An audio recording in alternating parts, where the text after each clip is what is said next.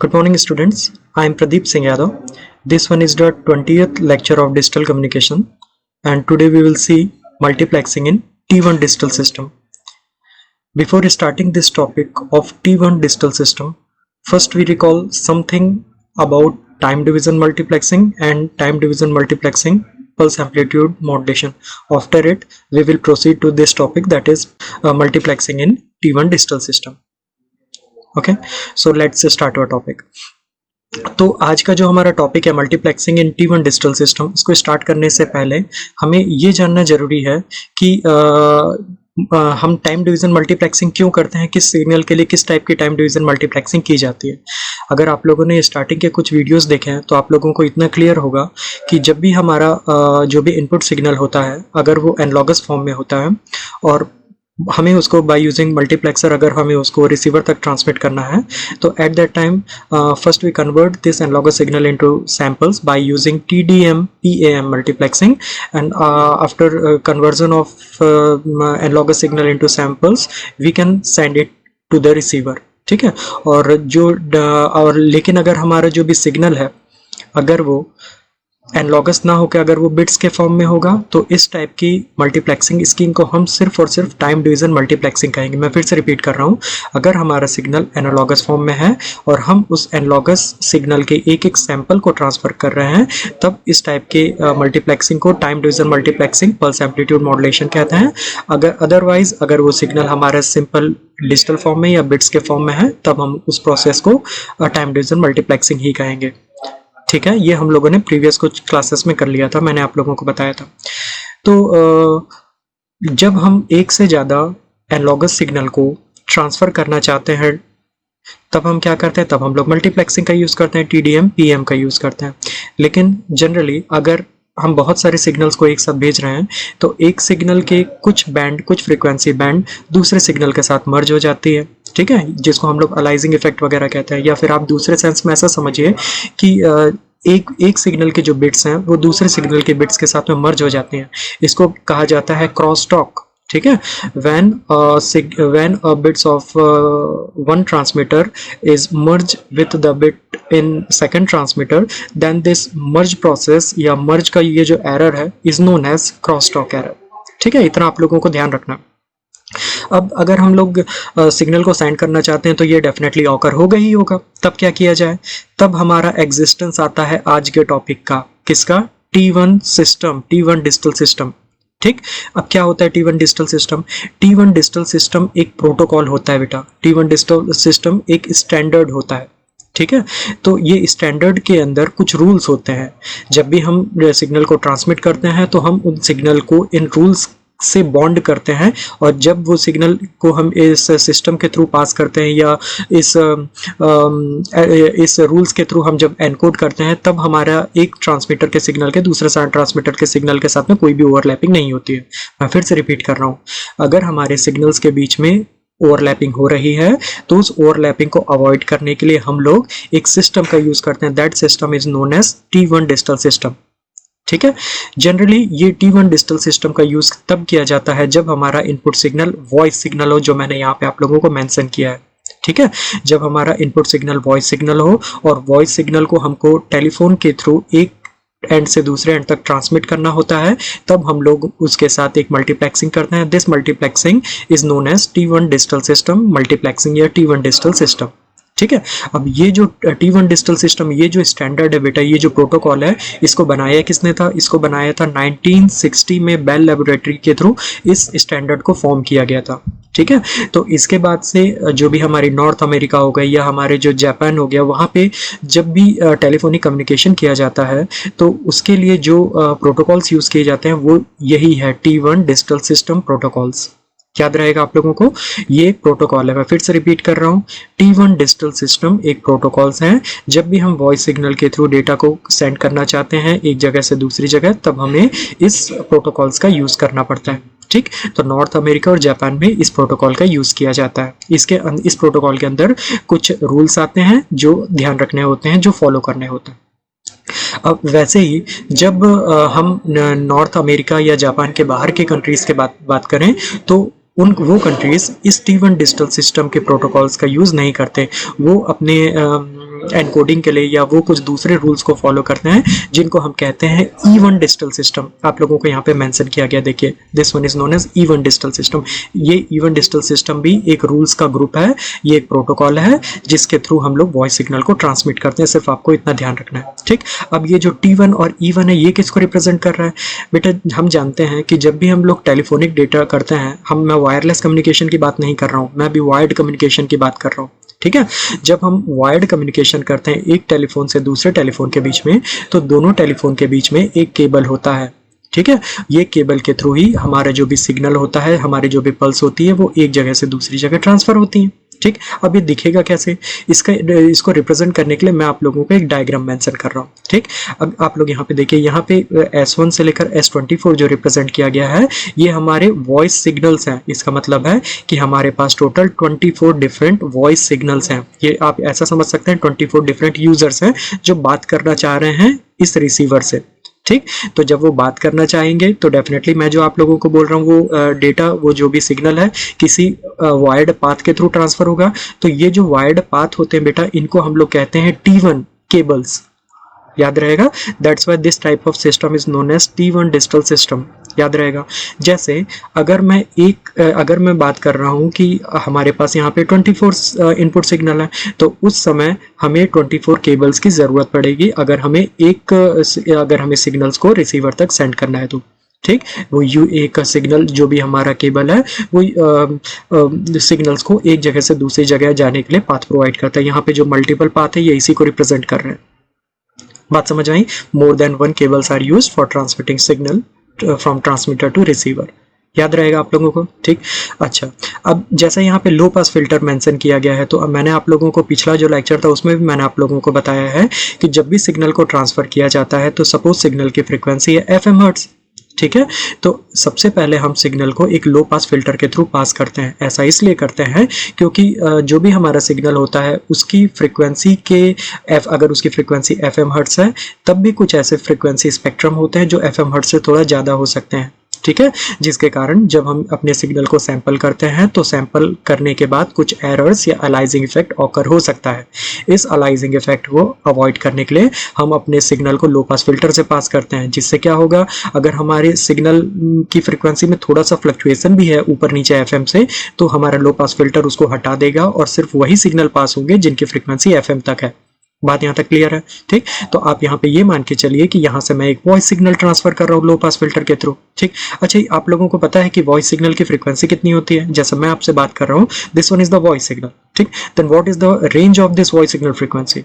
एक चीज याद रखिएगा बेटा कि जब हम वॉइस सिग्नल के थ्रू अपना कम्युनिकेशन करते हैं तो वॉइस सिग्नल की फ्रीक्वेंसी वेरी करती है 300 हर्ट्ज से लेकर 3.1 किलो हर्ट्ज, या फिर 300 हर्ट्ज से लेकर 3100 हर्ट्ज, ठीक है। इसका मतलब जो भी हमारी वॉइस सिग्नल की रेंज होती है वो यही है, ठीक।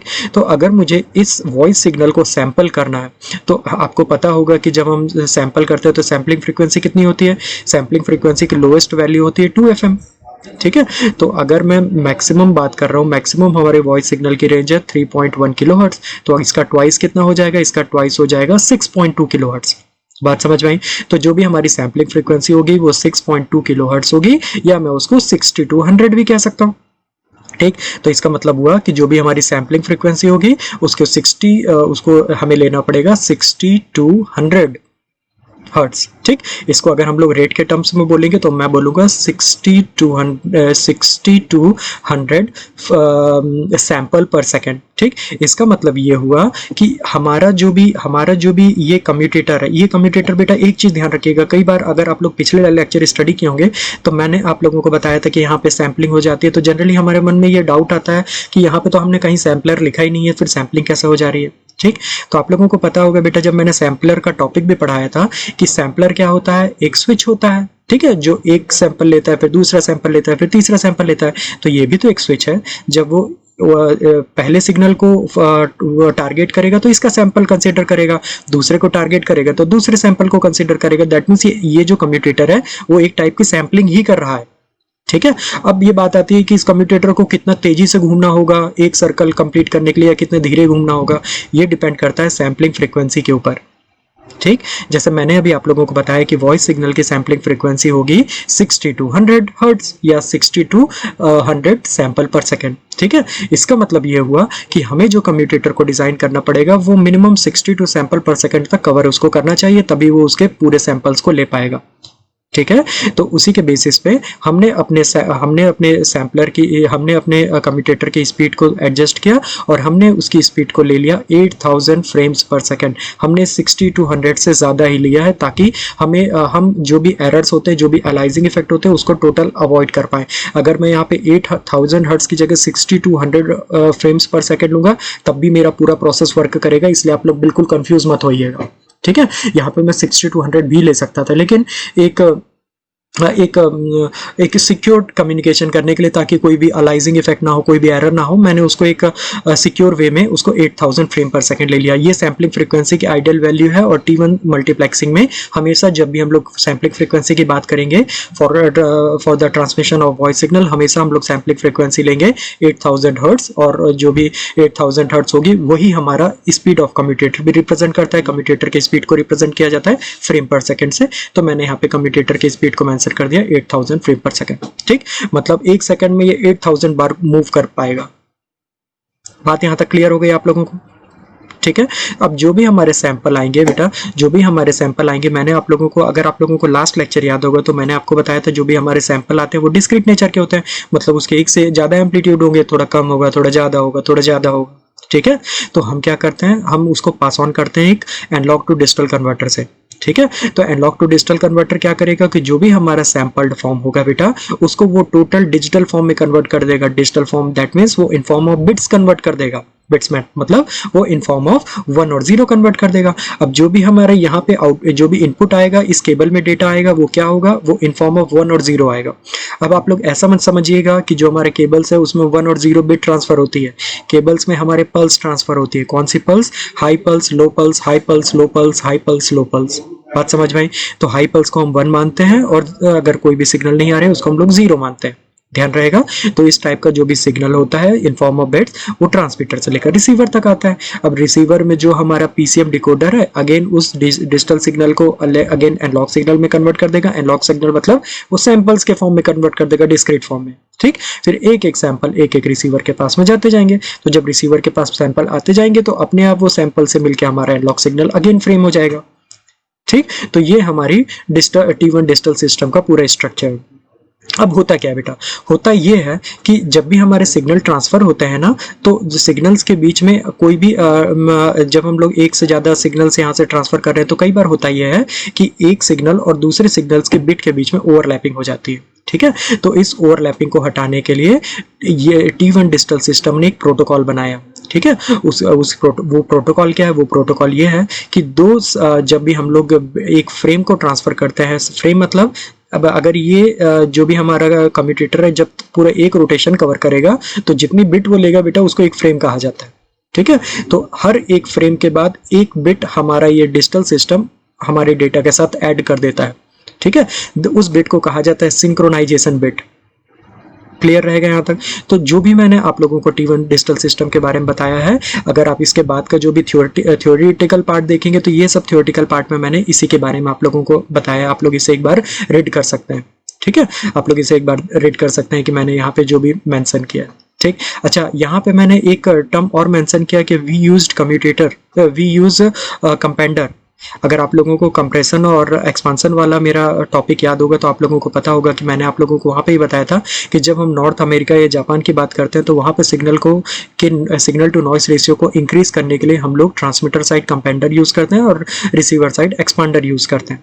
ठीक है, ताकि हम लोग सिग्नल टू नॉइस रेशियो को प्रॉपर मैनेज कर पाए। ठीक, तो जब हम नॉर्थ अमेरिका की बात कर रहे हैं, जब हम लोग जापान की बात कर रहे हैं तो वहाँ पे कम्यूटेटर में हमारे जो म्यू की वैल्यू होगी, अगर मैं म्यू लॉ कम्यूटेटर यूज कर रहा हूँ तो जो भी हमारी म्यू की वैल्यू होगी वो 255 हमें कंसिडर करना। ठीक, तो यहाँ पे और अच्छा, एक चीज़ और बेटा, एक चीज़ और जो मैं इस डायग्राम में बताना भूल गया था, आप यहाँ पे देख लीजिएगा। जब हमारा डेटा ट्रांसफ़र होता है ना, जब हमारे बिट्स इस केबल के थ्रू ट्रांसफ़र होते हैं, तो यहाँ पे जैसे मैं कुछ डिस्टेंस में एक मैंने छोटा सा डॉट बनाया या छोटा सा मैंने डार्क स्पेस किया, ये क्या है पता है? इनको कहा जाता है रिपीटर्स। जब भी हम लोग डिजिटल डेटा ट्रांसफ़र करते हैं थ्रू वायर्ड केबल, तो वायर्ड केबल में हम लोग बीच बीच में एक कुछ हम लोग एंटीनास को सिचुएट करते हैं, माउंट करते हैं, उनको कहा जाता है रिपीटर्स। इन रिपीटर्स का बेसिकली वर्क ये होता है कि सिग्नल को एक्सेप्ट करना, उनको नॉइस को हटाना और अगेन सिग्नल को रीफॉर्म करना और उसको फिर से ट्रांसमिट कर देना। ठीक है, मैं फिर से रिपीट कर रहा हूँ। रिपीटर का काम भी बेटा बस ये होता है कि अगर सिग्नल का शेप खराब हो चुका है ना, तो उसके शेप को फिर से ठीक करना और आगे भेज देना।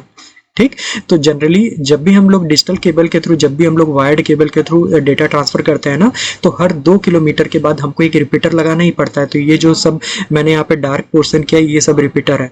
तो रिपीटर हर 2-2 किलोमीटर में लगाने से क्या होता है कि अगर एक रिपीटर डेटा को ट्रांसफर किया और डेटा धीरे धीरे करप्ट होते गया या उसमें नॉइस मर्ज होते गई, तो जो भी अगेन जब 2 किलोमीटर के बाद हमारा रिपीटर आएगा, तो वो रिपीटर फिर से शेप को रिफॉर्म कर देगा और अगेन हमारी पल्स सिग्नल जनरेट हो जाएगा। ठीक है, वही मैंने यहाँ पे मेंशन किया है, आप इसे चेक कर सकते हैं।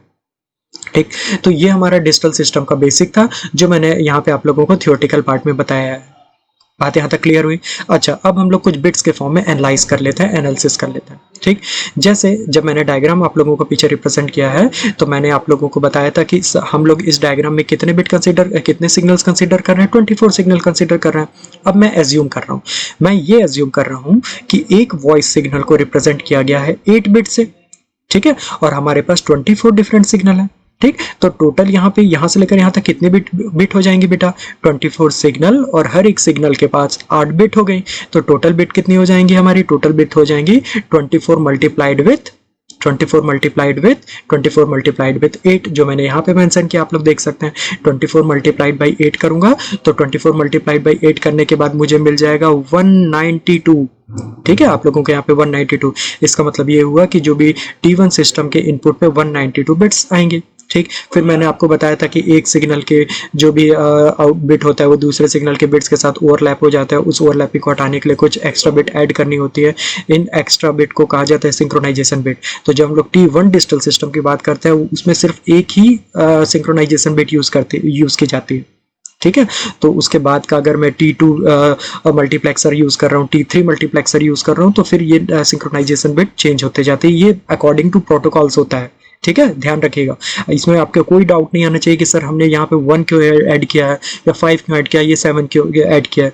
ये अलग अलग कंट्रीज कुछ रूल्स फॉलो करते हैं, कुछ प्रोटोकॉल्स बनाए गए हैं, तो उनके थ्रू ये मैनेज किया गया है कि जब भी मैं T1 डिजिटल सिस्टम लेता हूँ, तो T1 डिजिटल सिस्टम में हमेशा सिंक्रोनाइजेशन के लिए एक ही सिंक्रोनाइजेशन बिट यूज की जाएगी। ठीक, अगर मैं T2 मल्टीप्लेक्सर की बात करता हूँ तो उसमें कुछ अलग यूज की जाएगी, वो हम लोग नेक्स्ट टॉपिक में देखेंगे। ठीक है, आई थिंक यहाँ तक काफी जो भी चीजें हैं आप लोगों को क्लियर हो गई हुई। ठीक है, तो इसके बाद का हमारा अगला टॉपिक जो भी हमारा रहेगा, ये कुछ थ्योरेटिकल पोर्शन है, आप लोग इसको नोट डाउन कर सकते हैं। ठीक, अब इसके बाद का जो हमारा नेक्स्ट टॉपिक है वो है हमारा T1, T2, T3, T4 multiplexer. ठीक, वो हम लोग नेक्स्ट लेक्चर में देखते हैं। ठीक है, थैंक यू सो मच।